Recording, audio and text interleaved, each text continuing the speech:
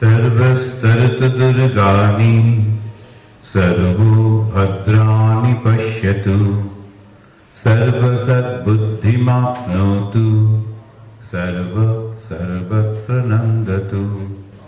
हरि ओम तत्सत्। स्वामी बोधसारानंद जी नतून मैनेजर महाराज আমাদের বিভু মহারাজ জি অন্যান্য সন্ন্যাসী ভাইরা ব্রহ্মচারী ভাইরা এবং উপস্থিত ভক্তেরা, আজকে যে বিষয়টি এমন মানব জীবন, একটু আগেই আমাদের একজন সাধু বলছিলেন স্বামী রঙ্গনাথানন্দজি একটি গানটি খুব পছন্দ করতেন, এই যে গায়ক যিনি শেষ গানটি গাইলেন এমন মানব জমিন রইল প্রতি, উনি খুব পছন্দ করতেন, ব্রহ্মচারীদের সঙ্গে কথা বলার সময় বলতেন। তো এই বিষয়টি আমরা একটু আলোচনা করব এই মানব জীবনটা নিয়ে। তো আমি সবসময় বোধহয় সারা জীবনই কৃতজ্ঞ থাকব আমাদের বোধসারানন্দজির কাছে, অরবিন্দ মহারাজের কাছে। খুবই যত দিন ওর সঙ্গে পরিচয় হয়েছে, একটা দিন নেই যেদিন উনি আমাকে সহযোগিতা করেননি, ভালোবাসেননি। প্রতিদিন এখানকার সমস্ত সাধুরা এমনকি কর্মীরাও পর্যন্ত প্রত্যেকটি বিষয়। আমি এটাও বলবো এখানকার যারা সঙ্গে আশ্রমের সঙ্গে যুক্ত এরকম ভক্তরাও তারা খুব আমাকে সবসময় সব জায়গাতে তাদের আমি স্নেহ পেয়েছি এবং সহযোগিতা পেয়েছি। তো মানুষের জীবনে এটা একটা বিরাট বড় প্রাপ্তি, সেটা আমি সবসময় স্বীকার করি। এবারে ঠাকুরের স্বামীজির ইচ্ছাতেই আমাদের জীবন, এবং সেই জীবনে এখন আবার যেতে হবে আর একটা নতুন জায়গায়, নতুন পরিবেশে, নতুন পরিস্থিতিতে। তো সেখানে আপনাদের সকলের শুভেচ্ছা চাই, যাতে বাকি জীবনটা যেটা ওখানে থাকবে যাতে এরকমই সকলের কাছ থেকে ভালোবাসা পেয়ে কাটে, এবং আমিও যাতে আমার জীবনের শেষ নিঃশ্বাস পর্যন্ত ঠাকুর মা স্বামীজির সেবা করে যেতে পারি। এই যে পৃথিবীতে আমরা এসেছি, এই সৃষ্টিটা সম্পর্কে সকলে খুব কৌতূহল। কবে থেকে এলো, কখন থেকে হলো, কেমন করে হলো, এই সৃষ্টির সমস্ত কিছু জানবার জন্য মানুষ খুব উদ্গ্রীব হয়ে থাকে। এখন এই সৃষ্টি সম্পর্কে, রহস্য সম্পর্কে জানবার জন্য দু ধরনের পরীক্ষা নিরীক্ষা হয়েছে। একটা হচ্ছে জাগতিক পরীক্ষা নিরীক্ষা, যাকে আমরা বৈজ্ঞানিক পরীক্ষা বলতে পারি।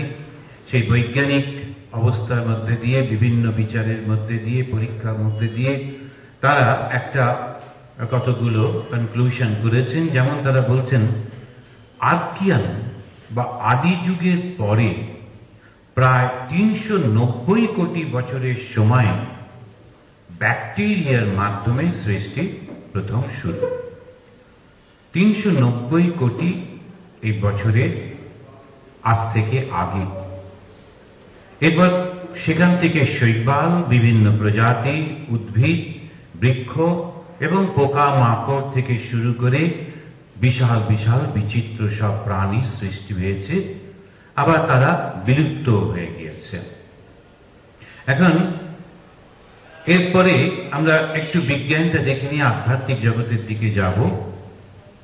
প্রায় ২১ কোটি ৩০ লক্ষ বছর আগে পাখি ও স্তন্যপায়ী প্রাণীদের সৃষ্টি।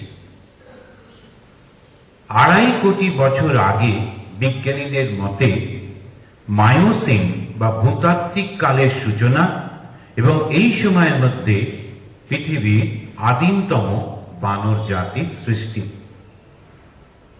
১৮৫৯ সালে চার্লস ডারউইন তার একটি গ্রন্থ রচনা করেন, সেটি হচ্ছে অরিজিন অফ স্পেসিস, এবং ঘোষণা করেন, যাকে টমাস হাক্সলি তিনিও সাপোর্ট করেন, সেটা মিসিং লিঙ্ক, হারিয়ে গেছে, সেটি খোঁজা হচ্ছে। এরকম অনুসন্ধানের পরে ২০ লক্ষ বছর আগে পৃথিবীর আদিমতম মানব হোমো হাবিলিসের সৃষ্টি হয়।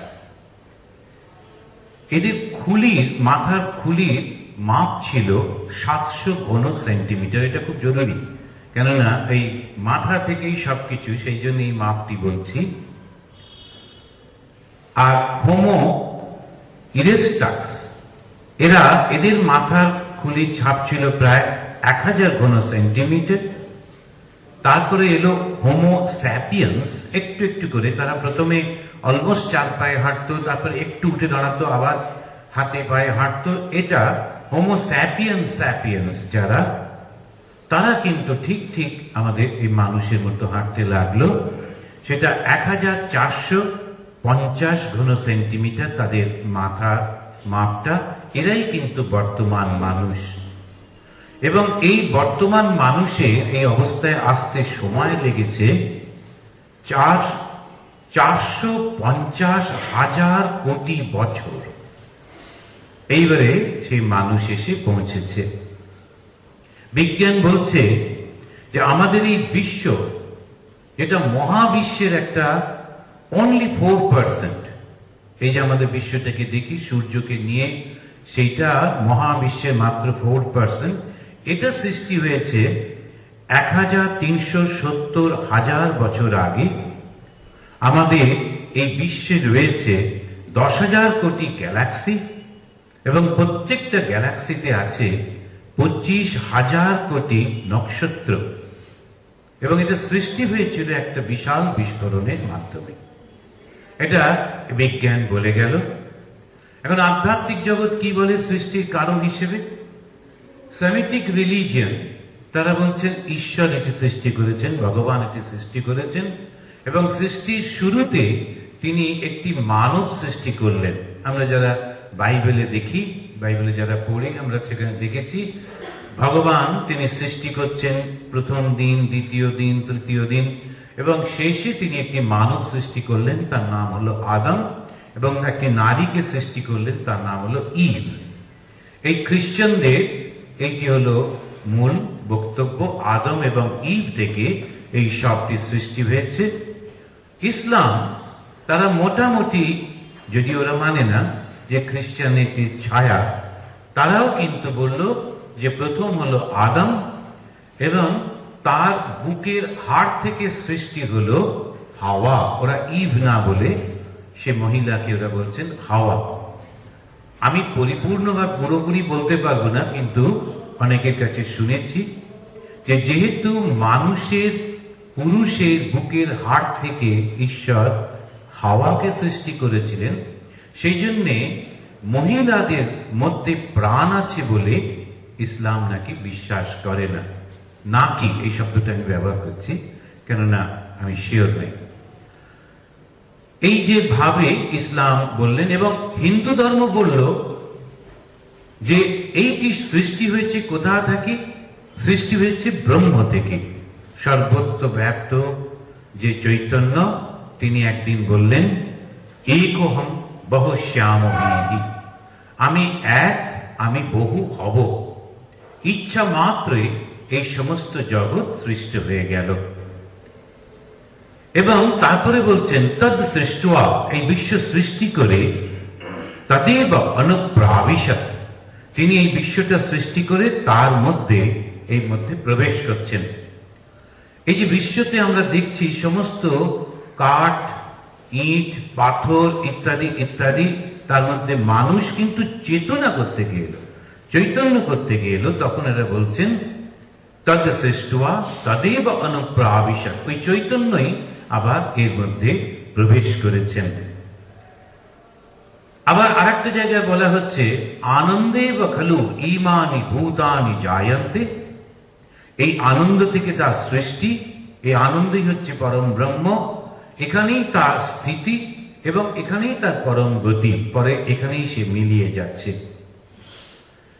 আরেকটি জায়গায় আমরা দেখছি, সেখানে তৈত্রীয় উপনিষদে বলছেন আত্মানাম দ্বেধা, আত্মাকে দুটো ভাগ করে যেন অপাতয় স্ত্রী চ পুমাংশ্চ, তিনি আত্মাকে দুটো ভাগ করে একটাতে পুরুষ হলেন আর একটাতে স্ত্রী হলেন। সেজন্য আমরা কোনো কোনো জায়গায় এই ভগবানের এই রূপটাও দেখি। বোম্বে থেকে একটু দূরে ওই যে কেভটা আছে, সেখানেতে এই মূর্তিটি আছে যে ভগবান তিনি আদ্যে অর্ধনারীশ্বর, অর্ধেকটা তিনি পুরুষ, অর্ধেকটা নারী, অর্ধনারীশ্বর। কেননা ভগবান তিনি নিজেকেই দুটো ভাগে ভাগ করে অর্ধেকটাতে পুরুষ, অর্ধেকটাতে নারী রূপে তিনি সৃষ্টি হয়েছিলেন। উপনিষদের ঋষি বলছেন এই যে এক এবং অখণ্ড, তিনি কিন্তু নিজেকে নারী পুরুষে ভাগ করলেন। আর তন্ত্রশাস্ত্র মতে এই যে স্ত্রী অংশ একে বলে ক্রিয়াপাদ, আর যেটি পুরুষ অংশ তাকে বলে বিদ্যাপাদ। আর সেই জন্যে একেই বোঝাবার জন্য পরবর্তীকালে বলা হচ্ছে যে ইনি হচ্ছেন শিব এবং শক্তি। শ্রীরামকৃষ্ণ দেবের ভাষায় ব্রহ্ম এবং শক্তি। এবারে বিবেকানন্দ তিনি কিন্তু একটা অদ্ভুত কথা বললেন এই সৃষ্টি সম্পর্কে। তিনি বললেন কোন ক্রিয়েশন হয়নি, there is no creation, it is projection. আমরা যে মনে করছি কোন দিয়ে কিছু সৃষ্টি হলো নতুন কিছু, তা কিন্তু না, বরাবর এটি ছিল এবং এটা মাঝে মাঝে এই প্রজেক্টেড হচ্ছে, আবার নতুন করে সেটি এসে, যেমন করে সিনেমাতে রিলটা গোটানো থাকে আগে থেকেই, তার মধ্যে ছবিগুলো থাকে, সেই ক্রিয়েশন থেকে প্রজেকশন হচ্ছে। বিজ্ঞান বলছে এই মহাজগৎ সৃষ্টির আগে একটা গ্রেট কসমেটিক এনার্জি ছিল, মহাজাগতিক শক্তি। জগদীশচন্দ্র বসু তার ওই একটি যন্ত্রের সাহায্যে ক্রেস্কোগ্রাফের মাধ্যমে ধাতুর উপরে, উদ্ভিদের উপরে, প্রাণী বা জীবের উপরে পরীক্ষা করিয়ে দেখিয়েছেন একই রকমের তার ফলটা আসছে। অধ্যাত্ম বিজ্ঞানও কিন্তু বলছে এক আধ্যাত্মিক শক্তি, মহাজাগতিক শক্তি চৈতন্যের সঙ্গে সম্পৃক্ত হয়ে তিনি সৃষ্টি করছেন, যাকে আবার ওই তন্ত্র বলছে সাম্ব সদাশিব স অম্ব, মায়ের সঙ্গে যেন শিব। বাজশ্রবসের পুত্র নচিকেতা যখন যমরাজকে প্রশ্ন করেছিলেন আমি কে, কোথা থেকে এলাম, মৃত্যুর আগে কোথায় ছিলাম, মৃত্যুর পর কোথায় যাব, তখন যমরাজ বলেছিলেন এই যে ব্রহ্ম বা শুদ্ধ চৈতন্য থেকেই কিন্তু আমাদের সৃষ্টি, এখানেই আমাদের স্থিতি, এখানেই আমরা বিলীন হয়ে যাই। তো এইটা আমাদের আধ্যাত্মিক দৃষ্টিভঙ্গি দিয়ে সৃষ্টির কারণ। এখানে পৃথিবীতে যত গাছপালা, পশু পাখি সব জন্মালো, তাদের মধ্যে মানুষও সৃষ্টি হলো, কিন্তু মানুষের একটা বৈশিষ্ট্য হলো। অথর্ববেদে নারায়ণ ঋষি তিনি তাই প্রশ্ন করছেন এই যে বৈশিষ্ট্যটা, এই মাহাত্ম্যটা মানুষের, এটা কোত্থেকে এলো, কে দিল, কো মম আনম, এই যে তার মহত্ব, এটা কোথা থেকে এলো, কে তাকে দিল, কেমন করে এলো, এই মহিমাটা এটা কি, সেটা হচ্ছে ক্রমাগত এগিয়ে চলা। এখানে আমরা দেখছি আবার আরেকটি খুব সুন্দর কথা, সেখানে বলছেন কথম বাত নীলয়তি কথম না রমাতে বনঃ। যেমন বাতাসটা কখনো থেমে থাকতে পারে না, তেমনি মানুষও কখনো থেমে থাকতে পারে না। মানুষের বৈশিষ্ট্যটা কি, আমরা আস্তে আস্তে এই মানুষে যাব, মানুষের ব্যাপারে আলোচনা করব।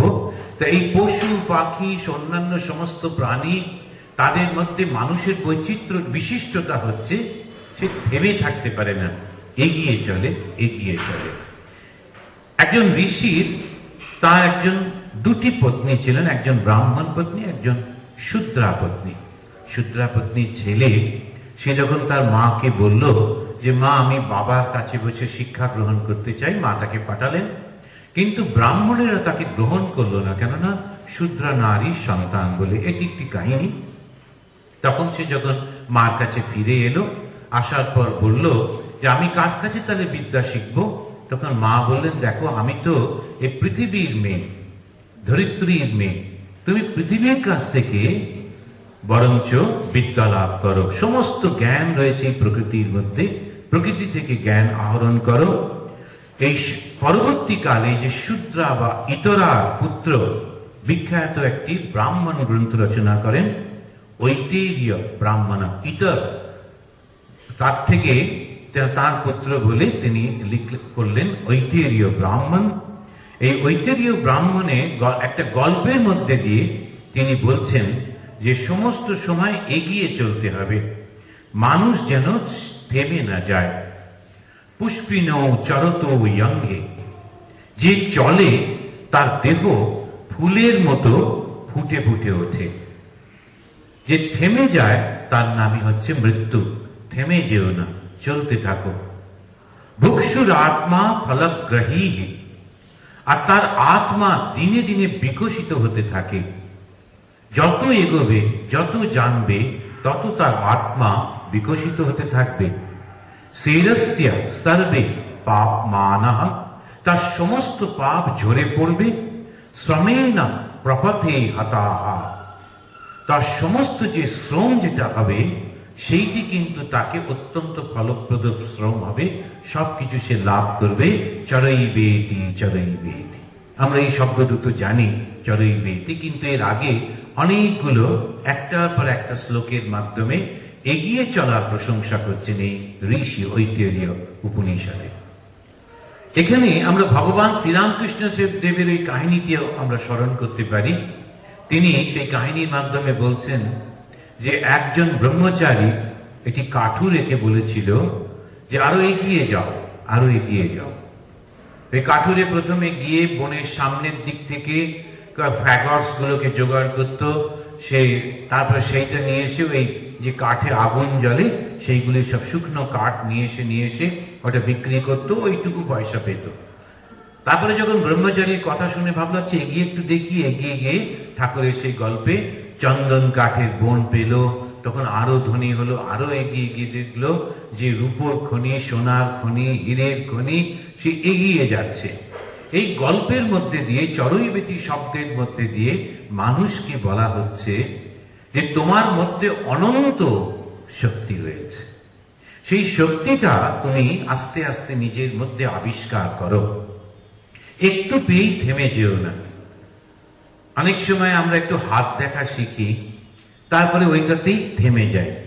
কিছু একটু অন্য শক্তি পাই, সত্যি সত্যি শক্তি পাওয়া যায় না তা কিন্তু না, সত্যি সত্যি পাওয়া যায়, এবং ওখানেতেই আমরা থেমে যাই। কত রকমের যে জ্ঞান আছে তার শেষ নেই, কিন্তু ওখানে থেমে যাই, আর কিছু শিখতে চাই না, জানতে চাই না, ওখানে ওইটা ভুল হয়ে যাচ্ছে। তাই বলছেন চরৈবেতি চরৈবেতি, এগিয়ে চলো, এগিয়ে চলো। ঋগ্বেদের 10ম মণ্ডলে মানুষের, ঋগ্বেদ হচ্ছে সব থেকে প্রাচীন গ্রন্থ, সেখানে মানুষকে নিয়ে আলোচনা হচ্ছে। সেখানে তারা বলছেন যে মানুষের মধ্যে কত কত গুণ রয়েছে, মানুষের মাহাত্ম্য বর্ণনা করছেন। এবং অথর্ব বেদেও দেখছি মানুষ সম্পর্কে বলতে গিয়ে বলছেন পুরম হিরণ্ময়ীম ব্রহ্ম আদিবেশ অপরাজিতান। মানুষ কখনো পরাজিত হয় না, অপরাজিত, আর তার হৃদয়ের মধ্যেই রয়েছে সেই হিরণ্ময়, সেই আনন্দের উৎস। ঠাকুরের এই ছবিটা যেটা আমাদের মাথার পেছনে রয়েছে, যেটাকে সকলেই 1 জানুয়ারির ছবি বলে মনে করেন, যেটাকে সকলেই কল্পতরুর ছবি বলে মনে করেন। আমাদের আসামের দিকে এই ছবিটা ছাড়া অন্য কোনো ছবি ওরা খুব পছন্দ করে না, এটা খুব পছন্দ এই কল্পতরু। মাঝে মাঝে আমি একটু ভয়ও দেখাই, কল্পতরু ঠিকই, কিন্তু চাইতে ভুল করলে গোলমাল হয়ে যাবে। এখন এই যে তিনি দাঁড়িয়ে আছেন, অনেকেই জিজ্ঞেস করে এটির অর্থটা কি। এই অর্থ কিন্তু ওই হৃদয়ে অনেকের কাছে শুনেছি, আমারও মনে হয়েছে ঠিক, সে সব কিছু কিন্তু হৃদয়ের মধ্যেই রয়েছে। যাকে তুমি বাইরে দেখছো, যাকে তুমি বাইরে খুঁজছো, সেটা কিন্তু হৃদয়ের মধ্যে আনন্দের ঘট বসানো ঈশ্বর হৃদয়ের মধ্যে রয়েছেন। পুরম হিরণ্ময়ীম ব্রহ্ম আদিবেশ অপরাজিতাম, মানুষ কখনো পরাজিত হয় না। আবার বলছেন এই অথর্ব বেদ যে আনন্দ, আমোদ, প্রমোদ, এই সমস্ত রসের রসিক কিন্তু এই মানুষের মন। সেই জন্য মানুষকে বলে ব্রহ্ম। তস্মাৎ বৈ বিদ্বান পুরুষমিদং ব্রহ্মেতি মন্যতে। এই মানুষকে ব্রহ্ম বলা হচ্ছে, তার মধ্যে সমস্ত আনন্দ লুকিয়ে আছে, আমোদ প্রমোদ সব কিছু এই মানুষের মধ্যে লুকিয়ে আছে। মানুষ যদি না থাকে তাহলে কিচ্ছু পাওয়া যায় না। অন্যান্য পশুদেরকে এই ভাবটা দেখতে পাওয়া যায় না। আমি উদাহরণ হিসেবে বলি, যদি গুজরাটে, কেন বারবার গুজরাট বলি, গুজরাটের গরুগুলো খুব সুন্দর, বিরাট বিরাট। তো সেই জন্যে ওই যে গুজরাটের গরু নিয়ে এসে যদি, আর আসামের গরুগুলো সব থেকে রোগা রোগা ছোট ছোট, আসামে বক্তৃতা করি তো ওই জন্য বলি, যদি গুজরাটের গরু আনো তাহলে দেখবে খুব বিরাট, অনেক দুধ দেবে, কিন্তু ও কোনো দুঃখ প্রকাশ করবে না যে আমার গুজরাটে সে বালি কোথায় গেল, আমার ভাই কোথায়, বোন কোথায়, এসব কোনো কিচ্ছু বলবে না। খাওয়া পেলেই খুশি, বরং ওখানেতে জল কম, ওখানে শুকনো ঘাস, এখানে কচি ঘাস পেলে খুশি হবে। ওটা পশুর ধর্ম, সে ওই খাদ্য পেলেই যথেষ্ট। কিন্তু মানুষ সেটা পারে না। মানুষ বন্ধু চায়, আত্মীয় চায়, পরিবেশ চায়, পরিজন চায়, নইলে একা একা সে কখনো বাঁচতে পারবে না। তসলিমা নাসরিনকে নিয়ে গিয়ে সেই ওয়েস্ট জার্মানির সব থেকে বড় একটা হোটেলে রেখেছিল। বেচারি কালই বলছে, আমাকে তুমি ঢাকায় ফিরিয়ে নিয়ে চলো। ধুলো ধূসরিত, হাজার হাজার রিক্সা চলছে, হই হই চেঁচামেচি, সেই ঢাকাটাই ওর পছন্দ। বলছে আচ্ছা ঢাকা যদি না হয় কমসে কম কলকাতা, মোটামুটি ধুলোটা একই রকম, তো তাহলেও চলবে, কিন্তু আমি ওই দিকেই থাকতে চাই। অত পরিষ্কার পরিচ্ছন্ন দরকার নেই, কারণ কোম্পানি নেই, লোক নেই, মানুষ নেই, কথা বলতে পারি না। সেই জন্যই এখানে বলছি, মানুষের মধ্যেই সমস্ত আনন্দ লুকিয়ে আছে। এটা তো বাইরে হলো, কিন্তু আসল আনন্দ কোথায় আছে? মানুষের অন্তরের মধ্যে। আর সেই আনন্দটা যখন প্রকাশিত হয় মানুষের মধ্যে, তখন এই ঠাকুরের এই মুখটা দেখে, ওই মুখের ছবিটা যখন একদম ক্লোজ করা হয়, যখন দেখা যায়, বলছে আনন্দে ফুটে ফাটা। ফুটিটা যখন খুব সুন্দর পেকে যায়, তখন সেটা যেমন ভাবে ফেটে যায়, যেমন আনন্দ একদম ফেটে পড়ছে। তো এইটি হচ্ছে মানুষ। তস্মাৎ বৈ বিদ্বান পুরুষমিদম ব্রহ্মেতি মন্যতে। এই মানুষকেই ব্রহ্ম বলা হচ্ছে। দেখুন কত বড়, এই মানুষকে এত বড় কথা বলা হচ্ছে। তাই স্বামীজি বিদেশে গিয়ে যখন বারবার শুনছেন মানুষকে বলছে পাপী পাপী, সহ্য করতে পারলেন না। ওদেরই দেশে দাঁড়িয়ে বলতেন, it is a sin to call a man so. মানুষকে পাপী বলাটাই পাপ। মানুষ অন্যায় করে, ভুল করে, কিন্তু মানুষই আবার শুধরে যায়। কেন? আমাদের এই শাস্ত্র, আমাদের এই আধ্যাত্ম বিজ্ঞান, আমি বারবার বলি, এটা একটা কল্পনা করে কোনো কিছু হয়নি, আকাশ থেকে কেউ এসে বলে যায়নি, এটা অনুভবের মাধ্যমে যেটি বোঝা গেছে। সেইখানে ঋষি বলছেন। আবার দেখছি পরবর্তী যুগে পিতামহ ভীষ্ম, তিনি যুধিষ্ঠিরকে বলছেন, গুইহাম ব্রহ্মত দিদম্ব ব্রবীমি, তোমাকে একটা খুব গোপন কথা বলি। তিনি যুধিষ্ঠিরকে বলছেন, ভীষ্ম তোমাকে খুব গোপন একটা কথা বলি, সেটা কি জানো? না মানুষা শ্রেষ্ঠতরম কিঞ্চিৎ। মানুষের থেকে না শ্রেষ্ঠ কিচ্ছু নেই। কি অদ্ভুত কথা বলছেন। ওই সেই যুগে যখন মানুষ ভালো করে মানুষই হয়নি, সেই রকম একটা যুগে এই ভগবান, তিনি ভীষ্ম, তিনি অনুভব করেছেন। তাই বলছেন খুব গুহ্য কথা বলছে। কেন গুহ্য কথা বলছেন? কারণ অন্য লোক বিশ্বাস করবে না। কেন গুহ্য কথা বলছেন? কেননা এই তখন সবে সবে মানুষের মধ্যে ঈশ্বরত্বের বিশ্বাসটা আসছে। সেই ঋষিরা তারা অনুভব করেছিলেন যে সর্বত্র সেই ঈশ্বর রয়েছেন। ঈশ্বর শব্দটা স্বামীজি বারবার ব্যবহার করেছেন ব্রহ্মকে বোঝাতে, কেননা নইলে বুঝতে পারবেন। সর্বত্র ব্যক্ত এই চৈতন্য, এটা বোঝা ওদের দেশের পক্ষে অসুবিধে। আমরা একটু কল্পনা করি বটে, কিন্তু ঠিক ঠিক বুঝতে পারি না। কিন্তু ঈশ্বর বললে বুঝতে পারি। কেন না আমরা রাজা সম্পর্কে আমাদের একটা ধারণা আছে, অ্যাডমিনিস্ট্রেটর সম্পর্কে আমাদের ধারণা আছে।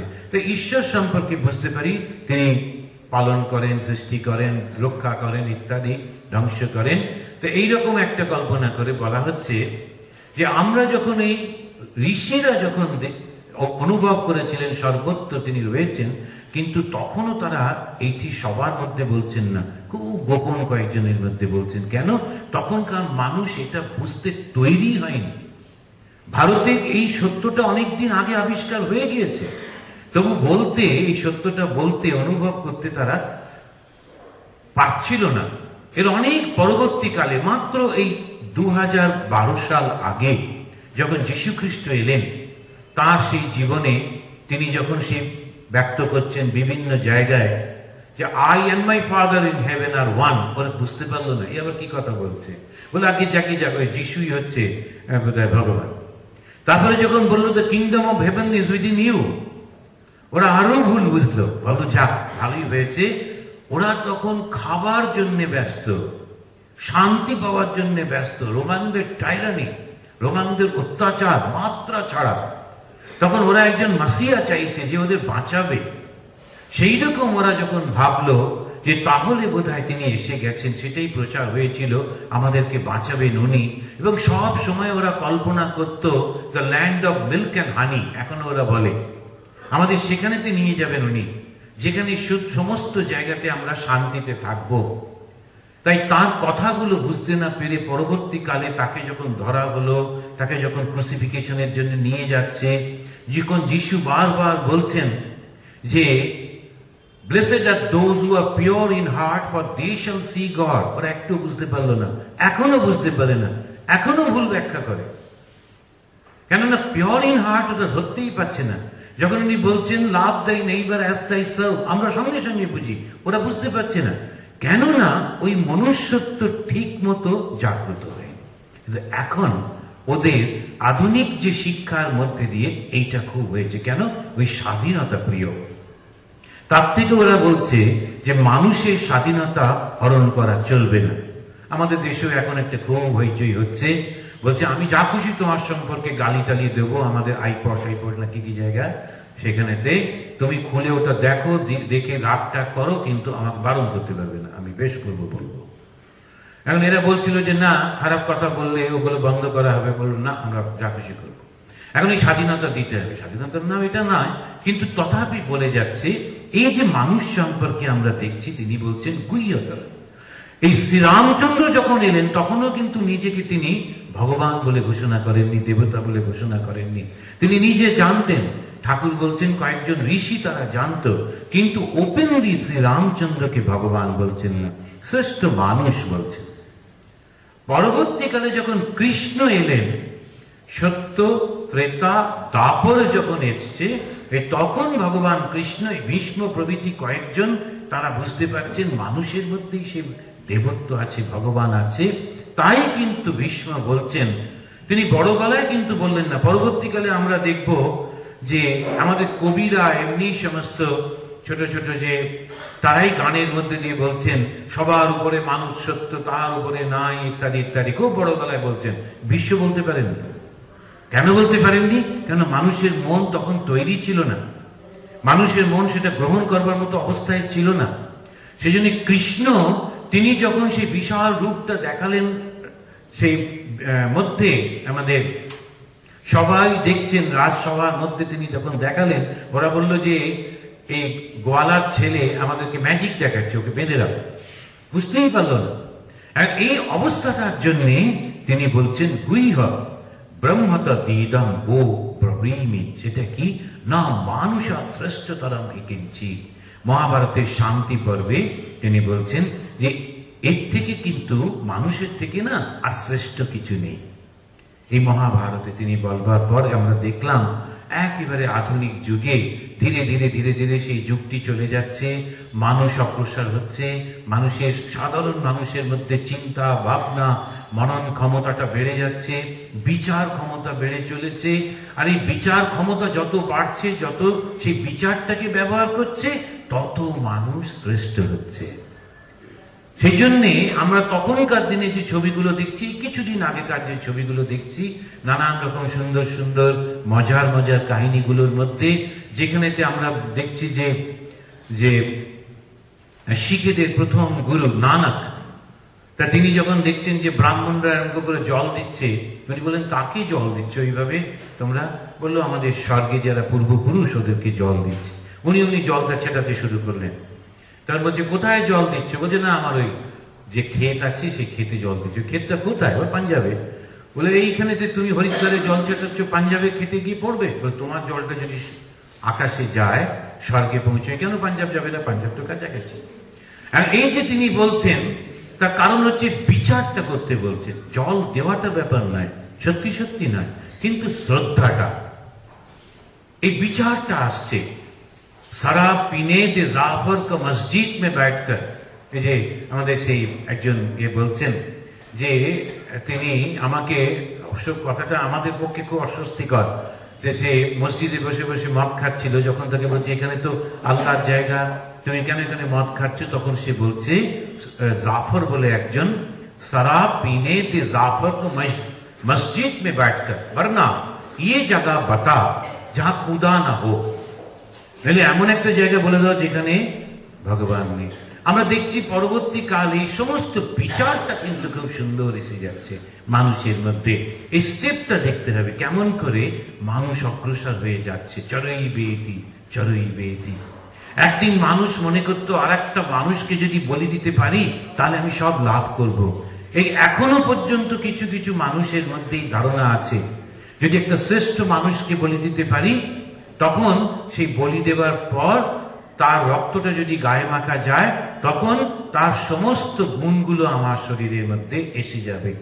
এবং সেই রকমই একটা কাহিনী আমরা দেখেছি আমাদের শঙ্করাচার্যের জীবনে। উনি গেছিলেন যখন সেই তন্ত্র সাধনার জায়গা আছে আমাদের গৌহাটিতে, সেখানে তিনি একজন তার কাছে এসে বলল, যদি তোমাকে আমি বলে দিতে পারি তাহলে আমি সব লাভ করব। এবং তিনি এত করুণা ছিল তার, তিনি বলেন তুমি বিশ্বাস করো যে আমাকে বলে দিলে তুমি সমস্ত শক্তি পাবে, চলো আমি যাই। ভাগ্যিস তার শিষ্য, তিনি সেটি ধ্যানে জানতে পেরে নরসিংহ রূপ ধারণ করে গিয়ে তাকে বাঁচিয়ে নিয়েছিলেন। এইরকম শঙ্করাচার্যের জীবনে আমরা পাই এরকম মানুষের বুদ্ধি। কিন্তু সাধারণ মানুষের মধ্যে এখন তীক্ষ্ণ বুদ্ধি, বিচার শক্তি এসে গেছে। সেই কবির দাসকে দেখছি, তিনি বলছেন গুরু পশু, কুল পশু, কাম পশু, বেদ পশু সংসার, মানুষই জানিয়ে যাকে স্বাধীন মুক্ত বিচার। এত সুন্দর একটা কথা বলছেন। কেউ সমস্ত গুরুর আদেশে ওসব করে চলেছে, বলছে যদি তুমি ওই লোকটাকে মেরে ফেলতে পারো তাহলেই তুমি একেবারে বেহেশত পৌঁছে যাবে, অমনি চলবে। একটা পশুর মতো ব্যবহার করছে, কোনো বিচার নেই, যেই বললো অমনি শুনলো। আগে দেখি কিরকম, ওই আমাদের বলেছিলাম বোধহয় গল্প, যে আন্দামানে খুব অশিক্ষিত অনেক মহিলা টহিলা আছেন, তো সেখানেতে একজন মহিলা এসে একবার বলছেন আমার বাচ্চা দুটিকে একটু রেখে দিন আমাদের আশ্রমে। আমি বললাম বেশ থাকুক। তিনি কেরালিয়ান মহিলা। তারপরে একটা পোঁটলা খুলে খানিকটা গয়না টয়না দিচ্ছে। তাই বললাম এগুলো কি হবে? না আপনি রাখুন, আমার ছেলেরা বড় হলে দেবেন। তারপরে দেখলাম একটা কাগজ মোড়ে মোড়ে খুলে খুলে দিল। এটা কি? না জমির একটু দলিল। আমি সব কি করবো? না আমার ছেলেরা বড় হলে দেবেন। আজ তুমি কোথায় যাচ্ছ? না मैं तो खुदकुशी करने के लिए जा रहा हूं। আজ বলো কি? তুমি আত্মহত্যা করতে যাচ্ছ ছেলেগুলোকে রেখে, এসব জিনিস রেখে? বলে আগে। বলে আরে পুলিশ আমায় ধরবে তো, তুমি আত্মহত্যা করতে যাচ্ছ কেন? তারপরে ওর মুখ দেখে মনে হলো খুব সরল। তাই বললাম হঠাৎ তোমার কি হলো, কেন আত্মহত্যা করতে যাচ্ছ? না আমাদের ওখানে একটি মাস্টারমশাই আছেন, একটা দিক থেকেও এসেছিল মাঝখানে, বারাটান বলে, একেবারে খুব জঙ্গলে ঘেরা, দুপাশে সমুদ্র, চারপাশে সমুদ্র। তো সেই বারাটান থেকে মাস্টারমশাই বলেছেন তোর স্বামী মারা গেছে। তা হিন্দুদের সাধারণত স্বামী মারা গেলে যেতে হয় সহমরণে। তো তুই তো যাসনি, অনেকটা পাপ হয়ে গেছে, যা গিয়ে যা হয়েছে হয়েছে, এখন তুই গিয়ে আত্মহত্যা করে নে। আর তবে একটুখানি বলেছে কয়েকটা সোনার গয়না ছোট মোটো এটা স্বামীজিকে দিয়ে দিস, আর একটু জমি তোর আছে ওটা দিয়ে দিস, দিয়ে বাচ্চাগুলোকে রেখে দিলে উনি বড় করে বাচ্চাদের হাতে জমি দিয়ে দেবেন, এটা দিয়ে দেবেন। তখন আমি বললাম কেন, তুমি কি করতে? তো একটা কাছে একটা হেলথ সেন্টার আছে, সেই হেলথ সেন্টারে আমি ভাইয়ের কাজ করতাম, পরিষ্কার পরিচ্ছন্ন করতাম। তো এখন কে করছে? বলে ওই মাস্টারমশাইয়ের বাড়িতে একজনকে এসছেন, তিনি ওই কাজটি করেন। তো আমি বুঝলাম যে ওই ছোট্ট কাজটার জন্য এই সাধারণ একেবারে মহিলাকে এইভাবে বৈধ করছে। আমি বললাম আচ্ছা আচ্ছা ঠিক আছে, তোমার ছেলেদের রেখে দিচ্ছি। তুমি আগে কখনো আত্মহত্যা করেছো? বলছে আগে না। যে তাহলে তুমি এক কাজ করো, মাস্টারমশাইকে গিয়ে বলো স্বামীজি বললেন যে মাস্টারমশাই আমি তো আগে কখনো আত্মহত্যা করিনি, আপনি করে দেখিয়ে দিন। আমি ওটা দেখে দেখে করবো। ও বললো আচ্ছা। আরে সরল তো, আবার গেছে। যেতে যেই বলেছে মাস্টারমশাই বুঝে গেছেন গোলমাল হয়ে গেছে। তাড়াতাড়ি করে আমাকে ফোন করে বলছেন স্বামীজি मैंने नहीं कहा, हमने नहीं कहा। আমি বললাম দেখো তুমি শিক্ষক হয়ে এত নিচে নামলে কি করে, বড্ড অন্যায় করেছো। তা আমি তোমার নামে কিন্তু একটা কমপ্লেন করবো, আমি ভীষণ বিরক্ত ইত্যাদি। এখন এই যে কথাগুলি দেখা যাচ্ছে, তখন ইনি বলছেন গুরু পশু, কুল পশু। এই যে আমাদের ইউপি টিউপির দিকে এখনো আছে, বংশ মর্যাদা রক্ষা করবার জন্য একে মেরে ফেলছে, সেকে মেরে ফেলছে, সমস্ত ভাই হয়ে বোনকে মেরে ফেলছে, বাবা হয়ে মেয়েকে মেরে ফেলছে। কেন? আমাদের বংশ মর্যাদা রক্ষা করে। এবং ভীষণ প্রেস্টিজ আছে, যে মেরে ফেলে জেলে যায়, আশেপাশের লোকেরা আবার ফুলের মালাও করিয়ে দেয়, যে না। এই বিচার নেই, পশুর মতো হয়ে গিয়েছে। গুরু পশু, কুল পশু, কাম পশু, বেদ পশু, সংসার। জ্ঞানের জন্য সে পশু হয়ে গেছে, এত তার জ্ঞান হয়েছে, সে আর কাউকে মানতে চায় না, কাউকে বিচার করে না, সমস্ত বিচার বুদ্ধি কাজ চলে গেছে, সে পশুর মতো। বারবার পশু শব্দটা ব্যবহার করছেন কেন? কেননা তার বিচার করবে, তার ইচ্ছা, যে কামনা, তার একটা কোনো কিছু পেতে চায়, তার জন্যে ও পাগল হয়ে ছুটল, সেটা পশুর মতো হয়ে যাচ্ছে।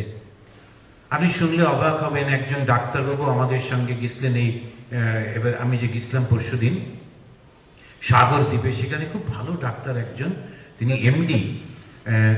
তার একমাত্র ছেলে, সেও বোধহয় ডাক্তারি পাশ করেছিল, বিদেশে যাবে ঠিক হয়েছিল, পাসপোর্ট হয়ে গেছে, পাসপোর্ট ভিসা সব নিয়ে এসে বন্ধুদের বলেছে।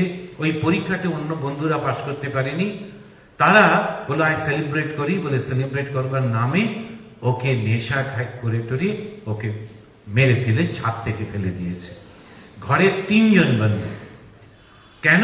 কেননা ওরা পায়নি যে, তাই একেও যেতে দেবে না, ওকে মেরে ফেললো ইত্যাদি। পরবর্তীকালে বন্দী হয়েছিল, কিন্তু পরে আমাদের দেশ তো আমরা খুব করুণার দেশ, একটু পয়সা পেলে অন্যকে আর কিছু করি না। তো একজন গেছে আর যাকে যায়, তো ওকে ছেড়ে দেওয়া হয়। তো সেই জন্য ছেড়ে দিয়েছে 3 জনকে। এই ডাক্তারবাবু কিন্তু অদ্ভুত ভাবে, অত বড় দুঃখ, একমাত্র ছেলে, অত বড় ছেলে, পাগল হননি। তিনি কি করছেন? বলছেন আমার ছেলের ছায়া আমি দেখতে পাই অন্য সমস্ত ছেলেদের মধ্যে, তাই তাদের শরীর যাতে ভালো হয়, ওই জন্য আমি নিজেকে ডেডিকেট করেছি। তিনি ওই সেই সাগর দ্বীপে যান, আর রোজ সকালে চণ্ডী পাঠ করেন। আমাকে বললেন, স্বামীজি আমার 140তম ডুব দেওয়া হয়ে গেছে, এখানে এলেই আমি প্রতিদিন সমুদ্রে ডুব দিই, আমার নিজের মনের পাপ এবং অন্যের পাপ যাতে ধুয়ে যায় বলে প্রার্থনা করি। এই যে মানুষটা কিন্তু এগিয়ে চলেছে, ও থেমে যায়নি, দুঃখ পেয়েও থেমে যায়নি। এত বড় ভয়ঙ্কর একটা ঘটনা তার জীবনটাকে টলমল করে দেয়নি। এই হচ্ছে মানুষ, এগিয়ে চলেছে। কেন? বিচার বোধটা তার ঠিক আছে। এখন এইটাই আমরা দেখছি, যে যখন কাম মানে কোনো একটা কিছু পাওয়ার বাসনা মানুষকে পশু করে দিচ্ছে, আর তার থেকে সে বাঁচতে পারছে না, তাহলে মানুষটাকে তখন খুব সুন্দর করে কবীর দাস বলছেন, মানুষই জানিয়ে, ওকেই শুধু মানুষ বলে জানবে, যাকে স্বাধীন মুক্ত বিচার, যা স্বাধীন মুক্ত বিচার আছে, যা স্বাধীন মুক্ত বিচার আছে, তাকে কিন্তু মানুষ বলে জানবে। কথাটা কিন্তু স্বাধীন মুক্ত বিচার। এই স্বাধীন বিচার মানে নিজে থেকে সে চিন্তা করছে, তার বিচারটা কিন্তু মুক্ত। কেন? আবার পরবর্তীকালে যদি সে বোঝে যে না, আমার চিন্তাতে ভুল ছিল, বিচারে ভুল ছিল, রেডি টু অ্যাকসেপ্ট। এইটি হচ্ছে কথা, এক গুইয়েমি না। অন্যের কথা শুনে এসে সেইটা নিয়ে যারা বিচার করছে, ওটা স্বাধীন বিচার হলো না। কিন্তু এটা মনে রাখতে হবে, স্বাধীন বিচার যে নিজে সে ভেতর থেকে বিচার করতে পারছে, নিজের বিচার করতে। আই এম অলরেডি কন্টামিনেটেড, আমি ইউজ করছি শব্দটা, আমি একেবারে আগে থেকেই আমি সম্পৃক্ত হয়ে গেছি কোনো একটা আইডিওলজিতে, এবং সেই আইডিওলজিটাকেই আমি এসে বলে বেড়াচ্ছি এবং বলছি এটাই হচ্ছে স্বাধীন বিচার। না, ওটা কিন্তু স্বাধীন বিচার না। স্বাধীন বিচারটা হচ্ছে ওইটি, এবং মুক্ত। মুক্ত কেন না? যদি আমি দেখি না আমার বিচারে ভুল আছে, যেমন স্বামী বিবেকানন্দ, নরেন্দ্রনাথ, তিনি যাচ্ছেন এবং বারবার গিয়ে তিনি ভগবান শ্রীরামকৃষ্ণ দেবকে পরীক্ষা করছেন। এই স্বাধীন মুক্ত বিচার সব কিছুতে পরীক্ষা নিরীক্ষা করছেন, এবং বারবার তাকে জিজ্ঞাসা করছেন। ঠাকুর খুশি হচ্ছেন, কেন? বুঝতে পেরেছেন স্বাধীন মুক্ত বিচার। অন্যের কথা কিন্তু বলছেন না, কখনো কখনো বললেও তার মনটা পরিষ্কার আছে, বোঝবার চেষ্টা করছেন। এইটি আমরা দেখছি এই স্বাধীন মুক্ত বিচার থেকে তিনি বলছেন, এই মানুষের গুণগান করছেন। ঠাকুর তার সেই অসাধারণ ভাষাতে তিনি বলছেন তিনি তো সকল ভূতেই আছেন, তবে মানুষের ভেতরে বেশি প্রকাশ। মানুষ কি কমগা? এই যে বেদের কথা শ্রীরামকৃষ্ণের মধ্যে প্রকাশিত হচ্ছে, কেন? এই একই সত্য সেই 6000 বছর আগে যে ঋষি আবিষ্কার করেছিলেন ঋগ্বেদে, সেইটাই দক্ষিণেশ্বরে আবার পুনঃ আবিষ্কৃত হচ্ছে। তিনি কিন্তু বেদ পড়েননি, শুনে বলছেন তা কিন্তু না, মানুষের মধ্যে সেটা অনুভব করছেন, দেখছেন কিরকম মানুষ। যখন তিনি দেখছেন ওই মাতালরা মদ খেয়ে আনন্দ করছে, তিনি আনন্দের সেই সোর্সটাকে দেখতে পাচ্ছেন ওদের মধ্যে। আনন্দ করো বলে খুব মাতালদের উৎসাহ দিচ্ছেন না, ওই আনন্দটাকে পাওয়ার জন্য মানুষকে অনুপ্রাণিত করছেন। তুমি যে আনন্দটা পাচ্ছ সেটা তো সাময়িক, খানিকটা নেশা করে অন্যান্য দুঃখগুলো এই মুহূর্তে ভুলে গিয়ে তোমার মনটা একটু আনন্দ পাচ্ছে, কিন্তু ওই আনন্দ নয়, আনন্দের সোর্সে যাওয়ার চেষ্টা করো, আনন্দ করো। মানুষটা কোথায় আছে সেটা তিনি দেখছেন না, সেই জন্যে ওই যারা নোটে ছিল তাদের মধ্যে কোন রকম তিনি কোন ঘৃণা প্রকাশ দেখা যায়নি। বারাঙ্গনাদের মধ্যে বসেও ভগবানের চিন্তা করতে, তাদেরকে ভগবানের কাহিনী শোনাতে একটু দ্বিধাগ্রস্ত হননি। কেননা তিনি সর্বত্র দেখেছেন ঈশ্বর আছেন। কিন্তু ঈশ্বরের বেশি প্রকাশ কাদের মধ্যে? আবার এই মানুষে কতগুলো ভেদ আছে। কিরকম ভেদ? গীতাতে বলছেন যে মানুষ সে কিরকম হয় না, আমরা শুনেছি 84 লক্ষ জন্মের পর মানুষ হয়, 84 লক্ষ। 84 লক্ষের মধ্যে আমাদের জগদীশ্বরানন্দজির গীতাতে দেখছি যে তিনি বলছেন 20 লক্ষ হচ্ছে পাথর হয়ে থাকতে হয়, 20 লক্ষ বছর পাথর হয়ে থাকতে হয়, আর 20 লক্ষ বছর ওই গাছপালা হয়ে থাকতে হয়। বাকি যে বছরগুলো 24 লক্ষ বছর ওই কীট পতঙ্গ থেকে উঠতে এসে মানুষ হয়।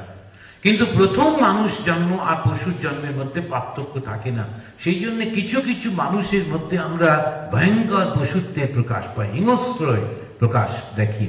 সেই হিংস্রতা তার মধ্যে দিয়ে প্রকাশিত হয়। কেন হয় আমরা বুঝতে পারি না, সেই জন্য ভুল হয়ে যায়। সেজন্য মানুষটিকে দেখতে হয় সে কেমন। এইখানে তার পরবর্তীকালে বলছেন এই যারা একটু ভালো মানুষ, যারা ওই সমস্ত পশু স্তর থেকে, শরীরটা মানুষের, মনটা পশু স্তর, সেখান থেকে পেরিয়ে এসে যারা একটু ভালো হয়েছে, তাদের মধ্যে আবার 4টে ভাগ আছে গীতাতে বলছেন। সেটা কি? আর্ত, জিজ্ঞাসু, অর্থার্থী, জ্ঞানী। এর আগে গীতাতে আমরা দেখেছি বিভিন্ন রকম মানুষের কথা। কেন মানুষে বিভেদ হয়? কেননা 3টে গুণের জন্য। কি কি গুণ? সত্য, রজ, তম। এই সত্য গুণ কোত্থেকে এলো? ঈশ্বর থেকে এসছে। রজতম কোত্থেকে এলো? ঈশ্বর থেকেই এসেছে। এটা একেবারে আমাদের হিন্দু ধর্মের, সনাতন ধর্মের কথা। এখন এই মানুষকে এই 3টি গুণেরই মধ্যে দিয়ে পাস করতে হবে, সব গুণগুলোই তার মধ্যে আছে। এবারে মানুষকে কি করতে হবে? তখন বলছে পুরুষাকার। পুরুষাকারটা কি? এই ভালো কথা শুনে বুঝে নিজে প্রচেষ্টা করা। কিরকম? তখন ওই বলছেন যে পাশের ঘরে আমরা শুয়েছিলাম, এই পাশের ঘরে শুনলাম কতগুলো চোর এই ঘরে শুয়েছিল। তারা শুনলো ঠিক পাশের ঘরেতে সোনা দানা মণি মুক্ত আছে। চোর যারা, তারাই পাশে সোনা দানা আছে শুনে জেনে কয়েকটা মাত্র ইটের ব্যবধান ঘুমোতে পারবে না। তেমনি যারা অধ্যাত্ম জ্ঞান লাভ করতে চায়, সে যখন শুনবে যে তার হৃদয়ের মধ্যে স্বয়ং ঈশ্বর আছেন, সর্বশক্তি তার হৃদয়ের মধ্যে রয়েছে, আর কি সে ঘুমোতে পারবে না। আর কি সে সেটাকে অবজ্ঞা করতে পারবে? যদি পারবে না, যদি করে তাহলে দুর্ভাগ্য। তাকে বলা হচ্ছে আত্মহত্যা করছে, সব পেয়েও আত্মহত্যা করছে। তো এই যে সত্য, রজ, তম গুণের জন্য মানুষের পার্থক্য। যখন সত্য গুণের বেশি প্রকাশ হয় তখন সে মহাপুরুষ হয়। সমস্ত ভালো ভালো গুণগুলো তার মধ্যে দিয়ে প্রকাশিত হচ্ছে। এমন মানব জীবন রইল প্রতীক, আবাদ করলে ফলত শোনা। এই যে মানুষের জীবনটা 84 লক্ষ বার পরে পেয়েছি, তারপরে কতগুলো মানুষের ছোট ছোট এইসব জীবন পেরিয়ে পেরিয়ে এসে একটা ভালো বংশে জন্মেছি, ভালো পরিস্থিতির মধ্যে এসেছি। সে শ্রীমতাম গেহে যোগ ভ্রষ্ট বিজায়তে বলে আমরা যে এতটা এগিয়ে এসেছি ভালো একটা পরিবেশের মধ্যে, পরিস্থিতির মধ্যে, এখন যদি পিছিয়ে যাই সেটা যেন আত্মহত্যা সামিল হয়ে যাবে। তো এই যে আমরা এসেছি, এখন কি করতে হবে? তিনি বলছেন এই 4 রকমের মানুষ আছে। তার মধ্যে একটা হচ্ছে আর্ত, একটা জিজ্ঞাসু, একটা অর্থার্থী, আর জ্ঞানী। জ্ঞানী হতে হবে। আর জিজ্ঞাসা করছে, যে টাকা পয়সা ধন দৌলত চাইছে, শরীর খারাপের জন্য গিয়ে প্রার্থনা করছে। যে আপনাদের বলেছিলাম বোধহয় বরডুবি বলে একটা জায়গা আছে, আমরা যখন যাতায়াত করি প্রায় পরে, সেখানে একটা বট গাছ আছে। সেই বট গাছেতে গিয়ে ঘন্টা বেঁধে দিলে শিব খুশি হন হয়ে যে যা চায় সেটা পায়। সে ঘন্টা, ছোটখাটো ঘন্টা বাঁধা উচিত, কিন্তু আমাদের বুদ্ধিতেও যে বড় ঘন্টা বাঁধলে শিব খুশি হবে, যে হয়তো শিব খুশি হচ্ছেন কিন্তু গাছটার প্রাণ পেবে। তো যাই হোক, বোটানিক্যাল গার্ডেন বা ওদের যে ফরেস্ট ডিপার্টমেন্ট, তারা এসে কোন রকমের লোককে বুঝিয়ে টুজিয়ে, এখন কিছুদিন আগে দেখলাম যে লোহা চতুর্দিকে বড় বড় অ্যাঙ্গেল দিয়ে ওই বলেছে যা ঘন্টা বাঁধবার এখানেতে বাঁধো। এটা বেঁধেছে টেনেছে, তো আবার যখন অনেক হয়ে যায় সেটা আবার একদিন চুপি চুপি বিক্রিও করে দেয়, সেটাই আবার রং টং হয়ে আসে, আবার ঘুরতে থাকে। এখন এই যে সমস্ত চলছে, তো বিশ্বাস ঠিকই আছে, কিন্তু কথাগুলো কেন যাচ্ছে? সমস্ত কিন্তু কোনো না কোনো বাসনা নিয়ে যাচ্ছে। বিনা বাসনায় ওখানে যাচ্ছি না, ভালোবেসে যাচ্ছি না, ভগবানকে দেখতে কিন্তু যাচ্ছি না, যাচ্ছি বাসনা নিয়ে। আর সেই বাসনাটা, এই আর্ত যে সে যাচ্ছে, অর্থার্থী সে যাচ্ছে, আর জিজ্ঞাসু যারা, তারা পড়াশোনা করছে, এটা করছে, সেটা করছে, বিভিন্ন গ্রন্থ পড়ছে, নানান রকমের আর্টিকেল লিখছে, কিন্তু ভগবানকে জানার জন্য চেষ্টা করছে না। সে বিভিন্ন রকমের সব লিখে টিখে ইত্যাদি ইত্যাদি করে টোরে সব নানান সমস্ত কিছু মুখস্থ করে রেখেছে, এটা করছে। কিন্তু জ্ঞানী যিনি, তিনি বুঝেছেন এই মানুষের জীবনটা খুব অল্প। কারণ এই 20-24 বছর পর্যন্ত তো হয়ে যায় যার একটু কিছু বুদ্ধি আসতে, তারপরে মাত্র আরো 24-25 বছর পর্যন্ত কোন ক্রমে একটু ভালো হেলদি জীবনটা থাকে, ব্রেনটা অ্যাক্টিভ থাকে। তারপরে তো ব্রেনও অ্যাক্টিভ থাকে না, শরীরটাও আস্তে আস্তে পঙ্গু হয়ে পড়তে থাকে, কোনো কিছুই করতে পারি না। তো মাঝখানে মাত্র এই যে 20-24 বছরটাকে ভালো করে ব্যবহার করে নিতে হবে।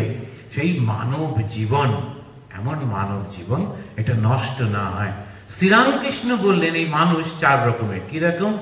এই মানুষের মধ্যে কতগুলো অদ্ভুত ধরনের মানুষ আছে। তারা নিত্য মুক্ত, নিত্য এবং মুক্ত। তারা হচ্ছে নারদাদি যারা, তারা হচ্ছে এই নিত্য মুক্ত। তারাও কিন্তু মুক্তি লাভ করেছে, কিন্তু মানুষের কল্যাণের জন্য জগতে আছে, তারা জগতের মধ্যে থাকে, জাগতিক সমস্ত সুখ দুঃখ ভোগ করে, কিন্তু শুধু মানুষের কল্যাণের জন্য তার ঘরে ঘরে যায়, কাছে কাছে যায়, আর বলে একটু ঈশ্বরের নাম করো। কেন?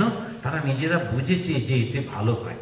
যেমন বাবা মা ছেলে মেয়েকে ভালো হতে বলে, ডাকাত যিনি অন্যায় কাজ করেছেন, তিনিও কিন্তু কখনো ছেলে মেয়েকে বলেন না যে তুই ডাকাত হ, কেননা উনি জানেন যে এটা খারাপ।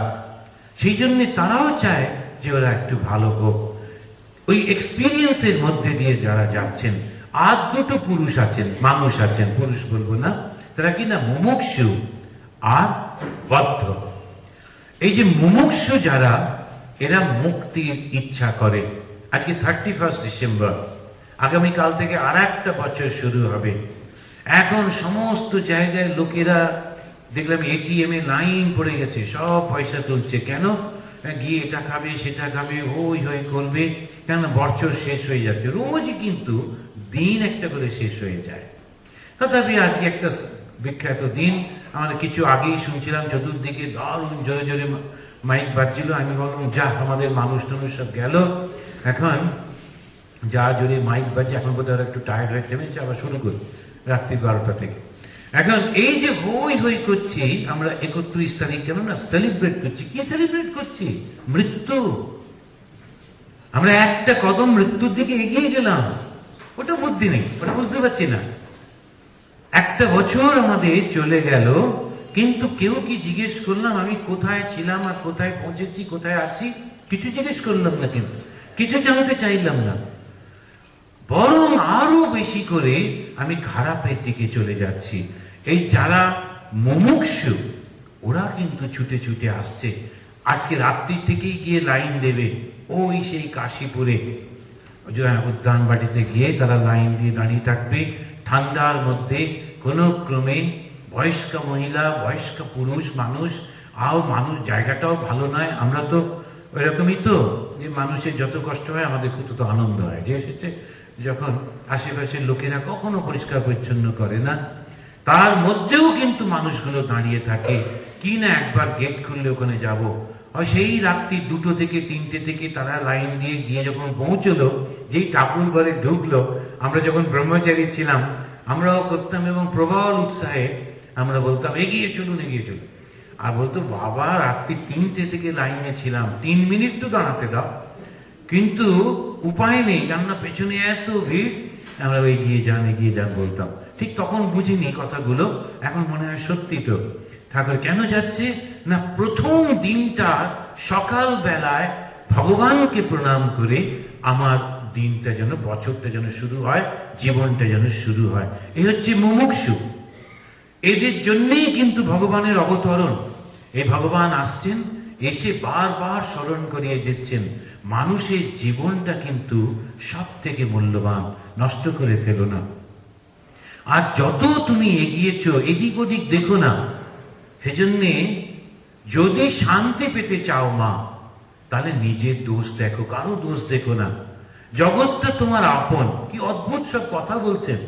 কেননা এই জগৎটা যে আপন বোধ হবে না, ওরা দোষ করছে করুক, ওরা মরুক, আমি তো এই পথে চলবো, ভুল হয়ে গেল। সবাই মরবে আর আমি ভালো জায়গায় যাব, এটা হয় না, কিন্তু ভুল হয়ে যায়। একটি অল্প বয়সী নান, সবে সবে খ্রিস্টান হয়েছে, ওকে আমি ট্রেনের মধ্যে, খুব ভিড়ের মধ্যে আমরা আসছিলাম বোম্বে থেকে, তো সেই ট্রেনে দেখলাম ও একা দাঁড়িয়ে আছে। আর যদিও রিজার্ভ কম্পার্টমেন্ট, সব লোকেরা উঠে পড়ে, তো একা মহিলা, অল্প বয়সী মেয়ে দাঁড়িয়ে আছে, সব ছেলে পুরুষরা। তা আমি বললাম যে আমরা একটু নিজের একটু জায়গা করে ওকে একটু জায়গা দিলাম। তো ওর ভালোই লাগলো, লেগে তারপরে আমার প্রতি করুণায় আমার দিকে তাকিয়ে বললো, আর ইউ হিন্দু? আমি বললাম ইয়েস। বললো আই এম সরি। কেন? You are going to go to hell. যাক বাবা, আমি তোমাকে বসতে দিলাম এত ভালো কাজ করে, তাতে আমি হেলে যাবো, এটা কিছু। তারপরে আমার মজাই লাগলো ওর দিকে তাকিয়ে, দেখলাম যে না, এটা আসলে হয়তো তুমি কেউ বুঝিয়ে দিয়েছে যে যীশু খ্রিস্টকে ভজনা না করলে সবাই হেলে যাবে, ওটাই আমাকে দেখে। যাই হোক, আমার প্রতি একটু করুণা হয়েছে। তাই বললাম তুমি কি যাচ্ছ স্বর্গে? বলছে আগে আমি তো যাবোই, তার জন্য যাও যাও, কিন্তু আমি ওখানে যাবো না। যারা এই ধরনের অকৃতজ্ঞ লোক যদি স্বর্গে ঘোরাঘুরি করে, ওখানে যাওয়াটা ঠিক হবে না। এখন এই যে আমাদের এই বুদ্ধিগুলো ঠিক নেই, বিচারগুলো ঠিক নেই, সমস্ত ভুল হয়ে যাচ্ছে। আমরা চেষ্টা করছি ধর্ম পালন করবার জন্যে, কিন্তু মনে রাখতে হবে, তাই ঠাকুর বলছেন, বা স্বামীজি ঠাকুরের কথাগুলি নিজের ভাষায়, বিচারের তরবারিটা ঘুমের মধ্যেও চালাতে হবে। সেই কি বিচার? সৎ আর অসৎ বিচার, কোনটা ঠিক আর কোনটা বেঠিক।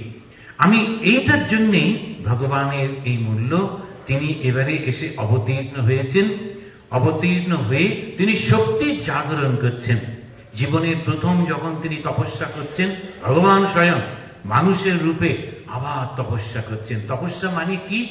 আমাদের যে ইন্দ্রিয়গুলো, যেটি ভগবানই দিয়েছেন, এই ইন্দ্রিয়গুলোকে সংযত করা। চক্ষু, কর্ণ, নাসিকা, জিহ্বা, ত্বক, দারুণ এই 5টা ইন্দ্রিয়, দুর্দান্ত শক্তিশালী। আবার এই শক্তিশালী ইন্দ্রিয়গুলোকে তিনি আরো বেশি প্রলোভিত করবার জন্য রূপ, রস, শব্দ, স্পর্শ, গন্ধ সাজিয়ে দিয়েছেন। আর দিয়ে বলছেন এগুলো গ্রহণ করো না, ওর থেকে ঠিক যেটা ভালো ওটা না। এমন একটা সেই গুড়ের হাঁড়ি চতুর্দিকে রয়েছে, তা বলছে গুড় খেও না, এখন মহা মুশকিল। কারণ যারা এই ডায়াবেটিস হয়, তো তাদের খুব অসুবিধে হয়। কেন? যে ভালো ভালো মিষ্টি, কলকাতার মিষ্টি, শ্রেষ্ঠ সব মিষ্টি, তারপরে সবাই আবার বলবে একটু খান, কিছু অসুবিধা হবে না, তারপরে 2টো নিমপাতা খেয়ে নেবেন, এসব বলে টলে। আমারও মনে হয় আছে, লোকে যখন বলছে ওর ভেতরে তো ঈশ্বর আছে, লাগিয়ে একটা খেয়ে নিই। এখন এই যে করতে গিয়ে সব প্রলোভনের মধ্যে পড়ে যাচ্ছে। কেন না? রূপ, রস, শব্দ, স্পর্শ, গন্ধ আমাদের একদম আকর্ষণ করছে। আর ওই আকর্ষণের থেকে উইথড্র করা, আমি কিছুতেই এটা গ্রহণ করব না, ওইটি হচ্ছে সাধনা। তা সাধনাটা মানেই কিন্তু কোন একটা জায়গায় গিয়ে শুধু রুটি খাওয়া, ডাল খাওয়া আর গঙ্গা স্নান করা আমার তো মনে হয় না। মনে হচ্ছে সাধনাটা হচ্ছে তীব্র একটা মানসিক লড়াই, যুদ্ধ। আর সেই যুদ্ধের সব থেকে বেশি কঠিন হচ্ছে সবকিছুর মধ্যে থেকে কোনো কিছু গ্রহণ না করা। কেমন করে? ওই তখন বলছে সম্পদ তব শ্রীপদ বাবা ঘোষপদ বাড়ি যথায়। ওটা স্বামীজি শিখিয়ে দিয়ে গেলেন, তোমার চরণ দুটি আমার সম্পদ, আমার আর কিছু চাই না। নাম, যশ, প্রতিপত্তি, এই সমস্ত কিছুর কোনো মূল্য নেই, কিচ্ছু থাকে না। আমরা ওই যে আসামে তো লোকেরা খুব সরল সাদা সিধে, কিছুই করি নেই, তবু যখন প্রশংসা করে একটু বেশি করে, নিন্দার সময় বেশি, প্রশংসার সময় সেই স্বামীজি এই করেছেন সেই করেছেন বলে, তখন আমার গোকুলানন্দজির কথা মনে পড়ে। যখন আমি ব্রহ্মচারী ছিলাম, নানা রকম ভুলভাল করলে উনি বলতেন, তোমার সার্টিফিকেটটা দেখাও তো, আমার বিশ্বাস হচ্ছে না যে তুমি পড়াশোনা করেছো। তো সার্টিফিকেট নিয়ে এসো। আমি সার্টিফিকেট তো জমা পড়ে গেছে, কোথেকে আনবো? এখন এইরকম। তো এই হচ্ছে আমার মতো একটা বোকা মানুষ, তার এত প্রশংসা পাচ্ছে, এই পাচ্ছে, কোনো মানে হয় না। আমি মনে করবো যদি করি ভুল হয়ে গেল। কেমন করে করব না? পুরো মনটাকে ওই ঠাকুরের চরণটা ধরে রাখতে। সম্পদ তব শ্রীপদ ভব ঘোষপদ বাড়ি যথায়। কালকে একজন বিখ্যাত ডাক্তার সুব্রত মৈত্র, খুব নাম করা, কিন্তু দেখলাম ডাউন টু আর্থ পার্সন। তিনি বললেন যে আমি এই সুন্দরবনে যাই, ওই মানুষগুলোর জন্য এই করছি, বন্ধুদের নিয়ে এই করছি, দেখুন কিরকম মানুষ। তিনি তো কত পয়সা রোজগার করতে পারতেন। তারপরে যদি একটু মেডিসিন একটু বেশি করে প্রেসক্রাইব করেন, তখন আবার সে মেডিসিন কোম্পানিগুলোই ওকে বিদেশে একটু ঘোরানো টোরানো এসব ব্যবস্থা আজকাল করে। এখন এই সমস্ত কিন্তু সবকিছু ছেড়ে দিয়ে ওই ধরেছেন ঠাকুরের চরণটি। না না, অনেক হয়েছে, কোনো কিছুর প্রয়োজন নেই, আমি আপনাদের সঙ্গে থাকবো। এখন এই যে জিনিসটি, এইটা আমরা শুধু সন্ন্যাসীরা না, গৃহীদের মধ্যেও দেখা যাচ্ছে। তাই তো ঠাকুর এসেছেন, মাকে রেখে দিয়ে গেছেন, স্বামীজিকে রেখে দিয়ে গেছেন, তারা সমস্ত ঘুরছেন। কেন এত আমাদের কাছে কাছে ঘুরছেন? কেননা মুমুক্ষুত্ব পাওয়া বড় কঠিন। এই জন্য শঙ্করাচার্য বলেছিলেন, দুর্লভম ত্রয়মে বৈতক দেবানুগ্রহ হেতুকম।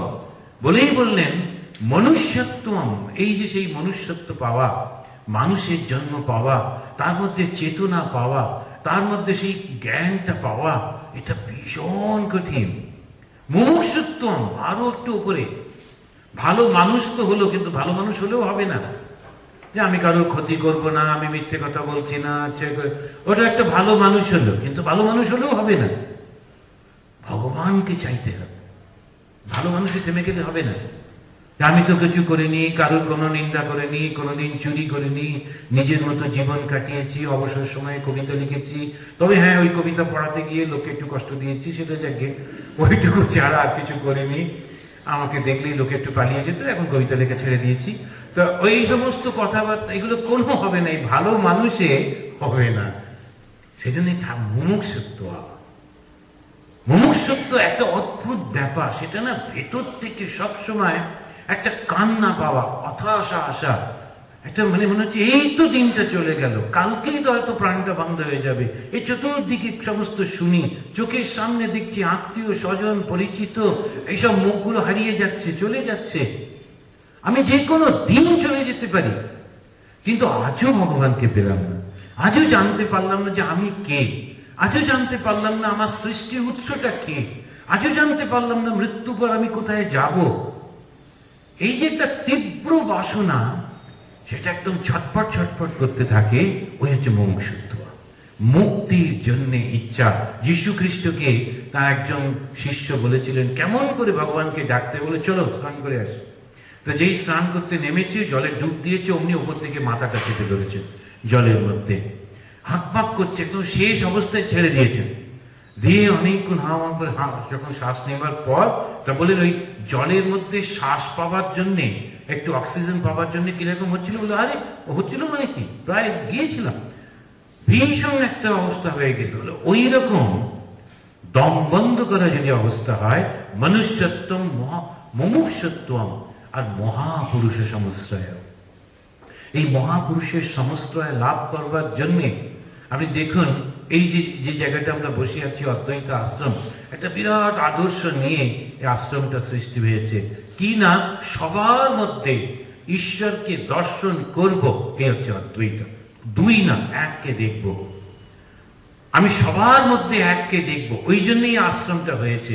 এই হিমালয়ে মহারাজের সামনে সব সময় লোকেরা বসে থাকেন, কি না, ওই মায়াবতী যাব কি করতে, ক্যামেরায় ছবি তুলতে। এরকম ছবি তো সব জায়গায় পাওয়া যায়, কেন যাচ্ছেন ওখানে?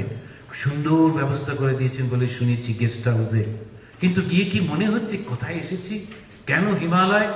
হাজার হাজার বছর ধরে সাধুরা ওখানে বসে তপস্যা করেছেন, আর যেখানে সব লোক এরকম দীর্ঘদিন তপস্যা করে, সেই জায়গাটা এনভায়রনমেন্টে ঢুকলে শ্বাসে প্রশ্বাসে একদম সেই ধর্ম ভেতরে এসে যায়। একটু ধ্যান করি, একটু বই পড়ি, দারুণ রিচ লাইব্রেরি আছে, অতি সমস্ত পুরনো সব বই আছে, তাদের দেখি কিরকম কি করা যায়, সেরকম কি মনে হয়? যদি হয় তাহলে কিন্তু এই জায়গাটা ঠিক ঠিক লাভ হলো। তা যদি না হয়, ওই 3 দিন ওখানে গেলাম, ওখান থেকে 3 দিন আরেকটা জায়গা থেকে 3 দিন করে টোরে কাঠগোদাম দিয়ে এলাম, আসার সময় জানেন ব্যাগটা চুরি হয়ে গেছে, গল্প সব করে, কোনো মানে হলো না। জয়সা ভে, আমরা যখন সেই প্যারেড করতাম তখন ওরা বলতো ওই প্যারেডের সময় জয়সে থে, যেমন ছিল আবার ওরকম করে দাম। তো আমরা ঘরে ফিরে এলাম, এসে তালা খুলতে খুলতে জয়সে থে হয়ে গেল। তো লাভটা কি হলো?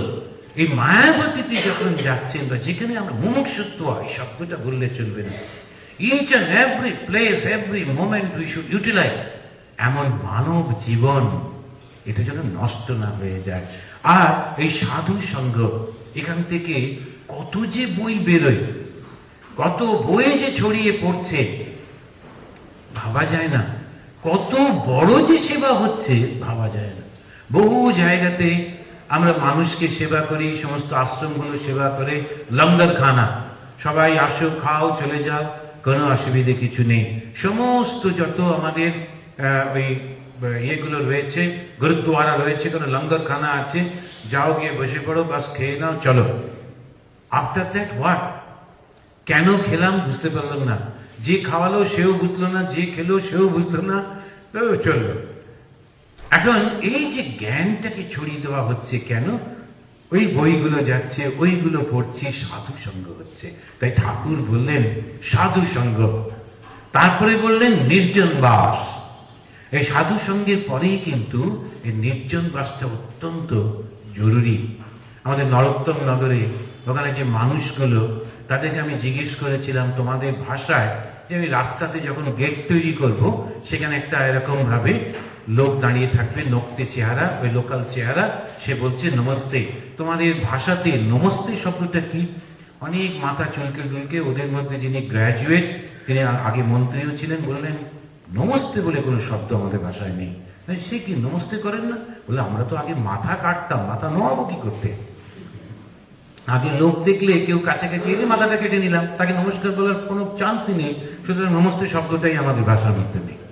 এখন এই যে মানুষগুলোর মধ্যে গিয়ে আমরা মানুষ তৈরি করছি, তা আমার সমস্ত মনে হচ্ছে, সবসময় সাধুদের বলে, নিজেরাও চেষ্টা করি, সব সাধুদের ডাকি, বলি যে এসে একটু জপ করো, একটু ঠাকুরকে ডাকো।